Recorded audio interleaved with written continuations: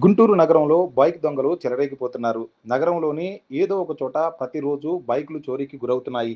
Pattabhipuram police station పరిధిలో bike దొంగలు హల్చల్ చేస్తున్నారు. గత 2 నెలల నుండి 10 వాహనాలు దొంగిలించినట్లు స్థానికులు చెప్తా ఉన్నారు. రామన్నపేట ఫస్ట్ లైన్‌లో సీసీ కెమెరా విజువల్స్‌లో బైకులు ఎత్తుకుపోతున్నవి రికార్డయ్యాయి. అయినా పట్టాభిపురం పోలీసులు స్పందించడం లేదు. గుంటూరు నగరంలోని రామన్నపేటతో పాటు కొరటపాడు, విద్యానగర్, ఇతర ప్రాంతాల్లో కూడా బైక్ దొంగలు యథేచ్ఛగా రాత్రి వేళల్లో సంచరిస్తూ వాహనాలను ఎత్తుకుపోతున్నారు. వివిధ చోట్ల సీసీ కెమెరాలో బైక్ దొంగలు బైకులు ఎత్తుకుపోతున్నట్లు రికార్డ్ అయినా గానీ, పోలీసులు మాత్రం దొంగలను పట్టుకోలేకపోతున్నారు. దీంతో వాహనదారుల్లో ఆందోళన నెలకొని ఉంది.